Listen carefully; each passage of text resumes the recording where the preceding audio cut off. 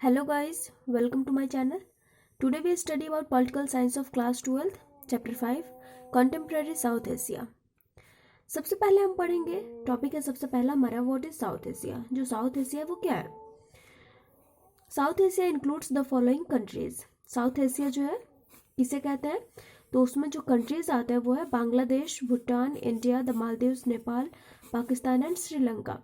तो ये जो एशिया है, ठीक है, उसके साउथ में ये जो कंट्रीज आते हैं, जितने भी कंट्रीज यहाँ पे जिसका नेम लिखे हुए हैं वो क्या कहलाते हैं? वो साउथ एशिया के नाम से जाने जाते हैं। ठीक है, जैसे अगर साउथ एशिया के बारे में बात हो रही है, तो अगर साउथ एशिया के बारे में बात हो रही है तो उसमें जो कंट्रीज आते हैं वो सिर्फ यही कंट्रीज होंगे।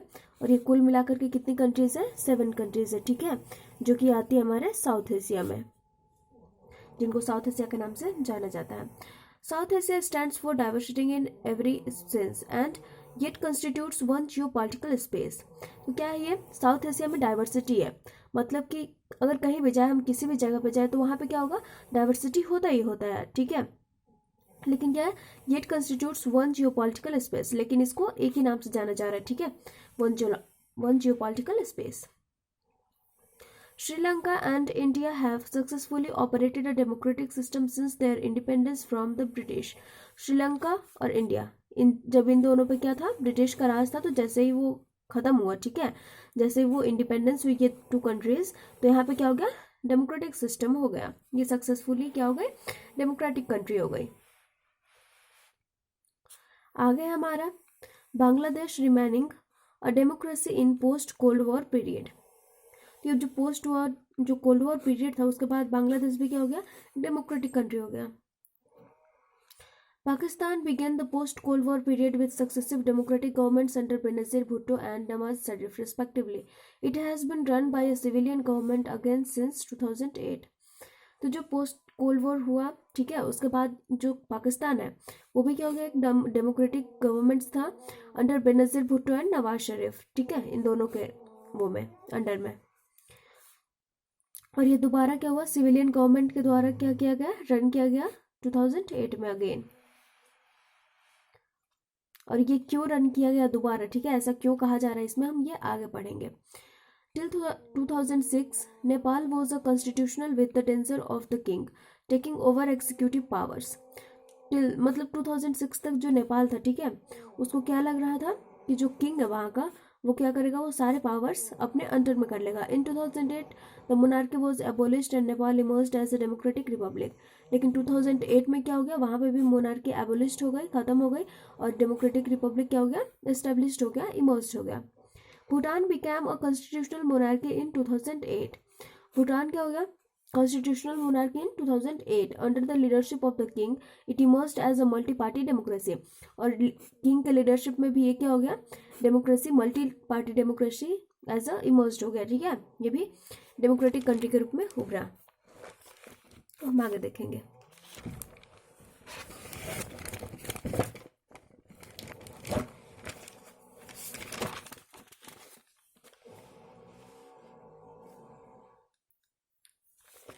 The Maldives, the other island nations, was a sultanate till 1968, when it was transformed into a republic with a presidential form of government.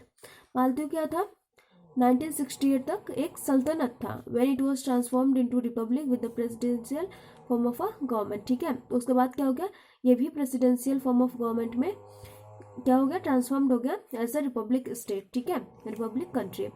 अब हम आगे पढ़ेंगे द मिलिट्री एंड डेमोक्रेसी इन पाकिस्तान। तो पहले हमने इससे जो पहले हमने पढ़ा वो क्या था? वो हमने छोटे छोटे पार्ट्स पढ़ लिए थोड़ा सा, कि पाकिस्तान में क्या हुआ और जो भूटान था, मतलब सारी जगह पे कैसे कैसे डेमोक्रेसी स्टैब्लिश हुई जो साउथ एशिया वहाँ पे। अब हम आगे पढ़ेंगे इन सब के बारे में थोड़ा डिटेल में। In Pakistan, military rule and democracy are two sides of the coin because during implementation of the first constitution, General Ayub Khan took the command by elections but thrown away by military due to dissatisfaction of his rule. तो पहले हमने वहाँ पे क्या पढ़ा था कि पहले मतलब डेमोक्रेसी थी, ठीक है, उसके बाद सेकेंड टाइम फिर से डेमोक्रेसी आई थी पाकिस्तान में, सिविलियन गवर्नमेंट। ठीक है, तो यहाँ पे पता चल रहा है कि यहाँ पे क्या था? मिलिट्री रूल था और डेमोक्रेसी दोनों था। ठीक है, अब हमारा ये जो कॉइन होता है उसके 2 साइड्स की तरह था, military rule, democracy.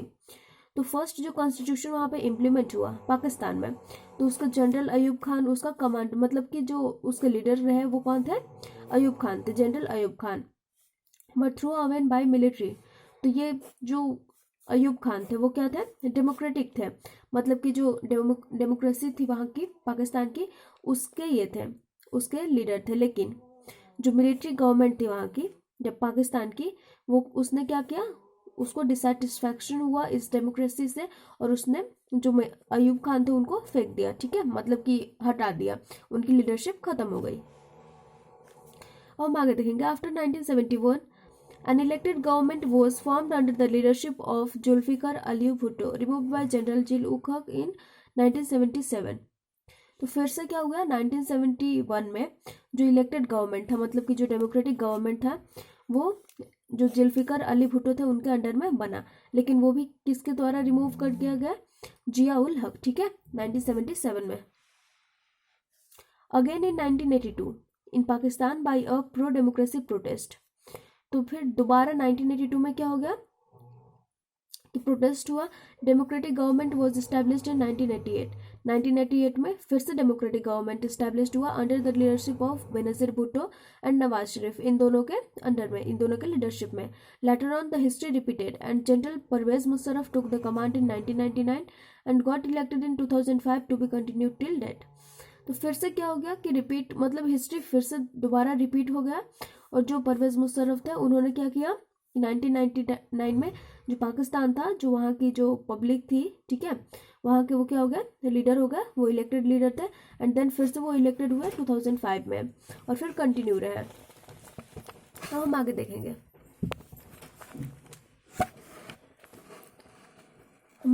Democracy in Bangladesh. जो बांग्लादेश था वहाँ की डेमोक्रेसी कैसी थी, वहाँ पे जो डेमोक्रेसी थी वो कैसे आई। Bangladesh was a part of Pakistan from 1947 to 1971। तो बांग्लादेश क्या था, पाकिस्तान का ही पार्ट था 1947 से लेकर के 1971 तक। 1947 में पाकिस्तान जो है, पाकिस्तान इंडिया से अलग हुआ था, तो 1947 से लेकर के 1971 तक जो बांग्लादेश है वो पाकिस्तान का पार्ट रहा था। Bangladesh was formed by east Pakistan, और बांग्लादेश को ईस्ट पाकिस्तान भी कहा जाता था। Despite winning all the seats, India intervened and supported the demand of creation of East Pakistan financially and militarily। तो जो इंडिया था उसने क्या किया कि जो बांग्लादेश था, जो ईस्ट पाकिस्तान था, उसका काफ़ी सपोर्ट किया, जो क्योंकि वो डिमांड कर रहा था कि वो मतलब अलग कंट्री बनेगा, ठीक है, वो पाकिस्तान से नहीं रहेगा, पाकिस्तान का कंट्री नहीं रहेगा। तो उसमें क्या किया, इंडिया ने फिनेंशियली और मिलिट्रली दोनों तरह से हेल्प किए, ठीक है। Consequently in December 1971 Pakistan surrendered with the formation of an independent country named Bangladesh. और 97 में क्या हो गया कि जो बांग्लादेश है, मतलब जो ईस्ट पाकिस्तान था, वो एज अ बांग्लादेश इमर्ज्ड हो गया, नई न्यू कंट्री, ठीक है, न्यू इंडिपेंडेंट कंट्री। अब हम आगे पढ़ेंगे। Bangladesh drafted it's on constitution clearing faith in secularism, democracy and socialism. तो जो बांग्लादेश है वहाँ पे भी क्या है, सेकुलरिज्म है, डेमोक्रेसी है और सोशलिज्म है। In 1975 Sheikh Mujibur Rahman form presidential setup but was assassinated in a military uprising. The new military ruler Ziaur Rahman formed his own Bangladesh National Party and won elections in 1979. He was assassinated and another military takeover followed under the leadership of Jain H.M. Irshad. Since 1991, representative democracy has been working in Bangladesh. तो आप देख सकते हैं कि यहाँ पे क्या था, यहाँ पे भी था मिलिट्री, ठीक है, यहाँ पे क्या था, मिलिट्री था, और मिलिट्रली भी था, और क्या था, डेमोक्रेटिक भी था, मतलब कि जो पाकिस्तान था, तो ये भी क्या था, पाकिस्तान का ही पार्ट था। जो हमारा जो बांग्लादेश था वो भी पाकिस्तान का ही पार्ट था, ईस्ट पाकिस्तान था, यहाँ पर भी इसीलिए मिलिट्रली और डेमोक्रेसी दोनों चलता था। तो यहाँ पे भी बार बार क्या हो रहा था, चेंज हो रहा था, कभी डेमोक्रेटिक गवर्नमेंट आ रही थी, कभी मिलिट्रली, ठीक है। तो फिर लास्ट में 1991 में क्या हो गया, डेमोक्रेसी जो है वो स्टार्ट हो गई कंप्लीटली, तो कंप्लीटली क्या हो गया, डेमोक्रेटिक गवर्नमेंट हो गया। और हम आगे देखेंगे monarchy and democracy in Nepal. Nepal में कैसे आया, Nepal was a Hindu kingdom, Nepal एक हिंदू किंगडम था, and become constitutional monarchy in the modern period. And उसके बाद क्या हो गया, कॉन्स्टिट्यूशनल मोनार्की हो गया। The struggle for restoration of democracy began in 1919। जो डेमोक्रेसी को रिस्टोर करने का जो स्ट्रगल था वो 1990 में शुरू हुआ।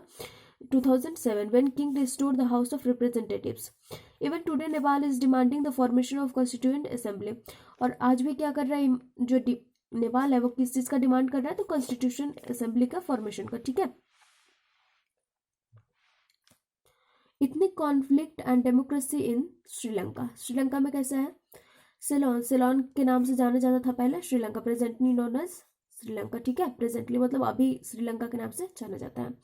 Experienced and ethnic conflict between Sinhalese and Tamils, Sinhalese और तमिल्स के बारे में आपने डिटेल में क्लास 10th में पढ़ा हुआ है कि ये इन दोनों के बीच में क्या चल रहा था, स्ट्रगल चल रहा था, कॉन्फ्लिक्ट चल रहा था फॉर पावर शेयरिंग को लेकर के।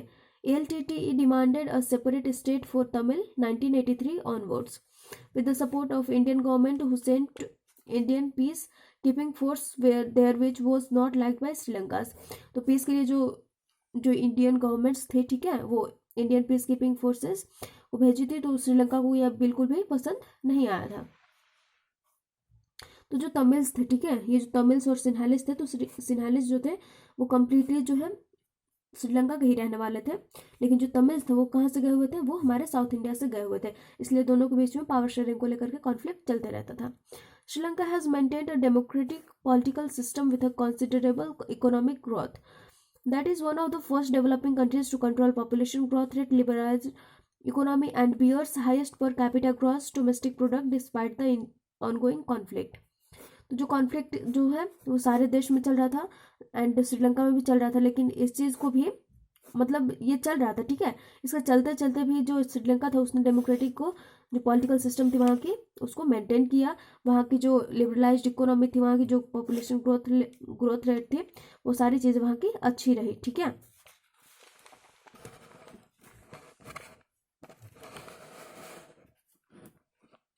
अब हम आगे देखेंगे India Pakistan conflict, India Pakistan conflict जो कि काफ़ी ज़्यादा फेमस है और आपको पता भी होगा कि ये क्यों होता है। Basically, India-Pakistan conflict in South Asian region is most important to be sorted out.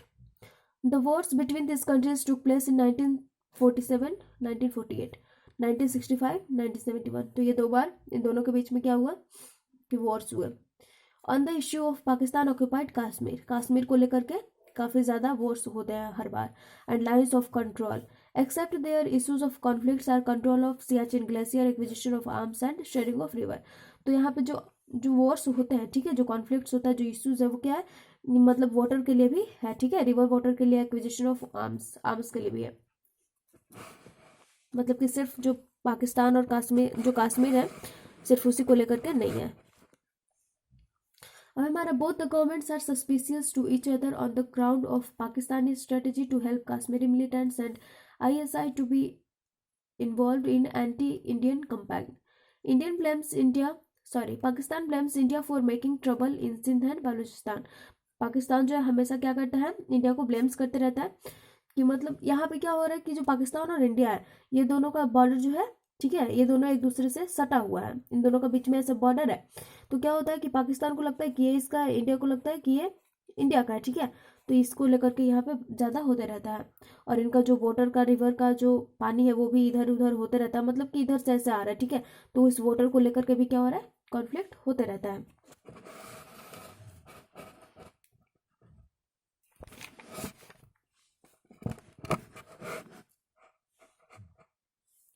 अब हम आगे देखेंगे India and it's other neighbours. तो पाकिस्तान के बारे में तो हमने पढ़ लिया पार्टिकुलरली, अब हम जो दूसरे नेबर्स हैं उसके बारे में पढ़ेंगे। India and Bangladesh experience differences over the issues of sharing of Ganga and Brahmaputra river water. तो गंगा और ब्रह्मपुत्र को लेकर के जो इश्यू क्रिएट हुआ इंडिया और बांग्लादेश के बीच में, ठीक है, इन दोनों के बीच में भी इश्यूज क्रिएट हुए हैं। इलीगल इमिग्रेशन टू इंडिया, जो लोग जो है बांग्लादेश से क्या करते हैं, इंडिया में आ जाते हैं। Support for anti-Indian Islamic fundamentals, refusal to allow Indian troops and not to export natural gas to India. It is the main link of India's Look East policy. ठीक है,